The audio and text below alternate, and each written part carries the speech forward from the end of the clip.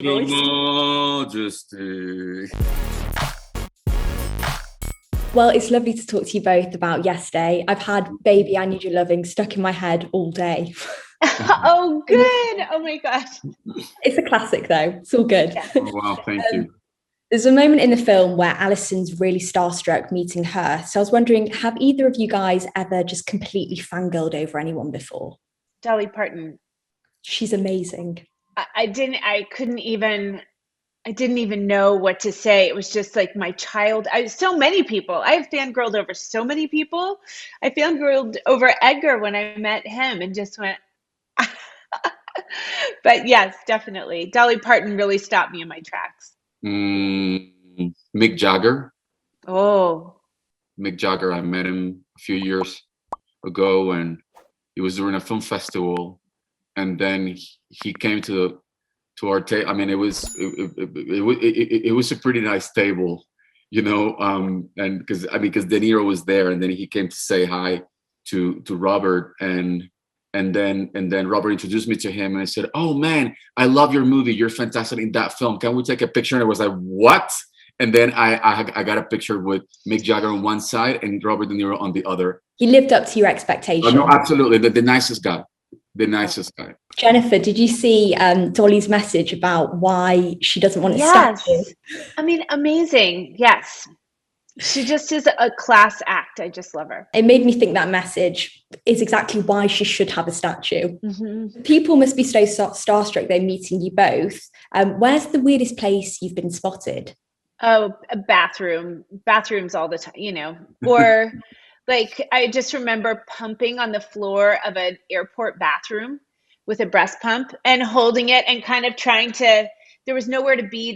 I had to, and I had this much time and there was nothing I could do. And people came in and they were like, "Oh my gosh." And they're trying to talk to me. And I just felt so just like, this is not going to go away. So that would be up toward the top. Yeah. I'm thinking my grandfather's funeral. Oof. Yeah. Yes.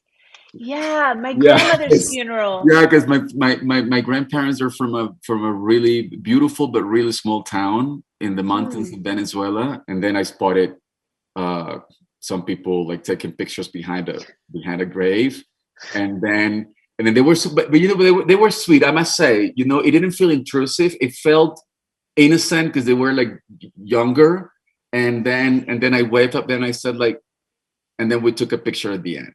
One of my aunts got a little bit, you know, offended, but I said, don't worry, stay there, and then we took the picture.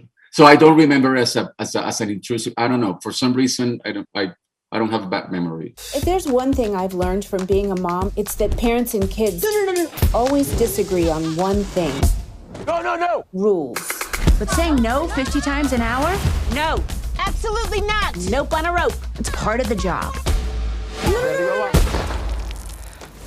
But all of that is about to change. During Yesterday, the kids start thinking that the parents are really cool. Jennifer, I feel like you're probably the world's coolest mum. Oh, for sure. I botched it. Would your kids also agree? Well, I'll say that there's a line in the movie where they call me a fun-killing mom, and that comes directly from my life. My daughter wrote me a note and said, "When I grow up, I want to be a fun-killing mom like you." And I was like, okay. But then that same daughter at camp one summer made me something that said "cool mom" with lights all the way around it. So I think I'm a good blend, or, you know, I'm both. Sometimes 50-50. Sometimes it ekes more toward less cool. I'm pretty fun killing, but I try pretty hard. My parents always say that your video, the go to sleep video, is basically going to be me as a mum. Yeah. You're cozy and warm in your bed, my dear. Now, go the to sleep. Which so rude. Alison in the film says that her daughter can't go to a concert without her. Do you guys remember the first concert you ever went to? I didn't grow up going to concerts because they didn't come through my tiny little town. But I do remember getting to go to my first Broadway shows, and those were my exciting things. Same, like no one came to my town, you know.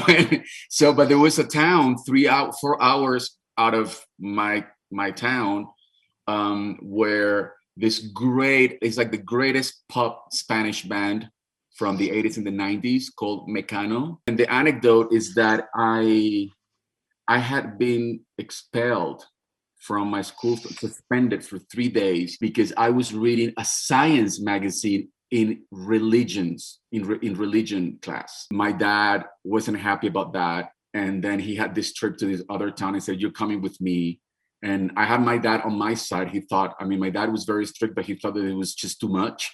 And then I had the opportunity to go to the concert. So I went with some cousins on the other town. So that was my first concert. I was maybe 8 or 9. So my cousins took care of me. So that was very sweet. What do we do? 1 word, 2 letters, and oh. Windows down! This is gonna be awesome! You are going down! See, I'm not always a fun killer. There's no way you guys are gonna make it throughout the whole day.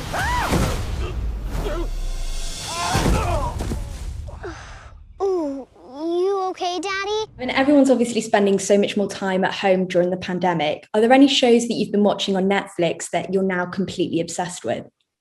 I have watched Dairy Girls, about the girls in Ireland, and I love it. I can't believe there are only 2 seasons. I'm desperate for more. And Sex Education, that's the other one I love. I gotta watch that one. Sex Education. Well, I'm obsessed with The Crown. The Crown. And then I watched the last season, and then I started to watch the first season again. Yeah, I want to go back and start it again. Yeah. It's so beautiful. I think it's so well done, and the acting is so amazing. All the actors are fantastic, and the writers. I think it's a perfect show. I'm still walking around my flat going, "Your Majesty," doing the whole Julian Majesty voice. Majesty. I love that. Well, thank you both so much for talking to me, and huge congrats on the film. I'm really big fan of you guys. Thank you. Thanks so much, Olivia.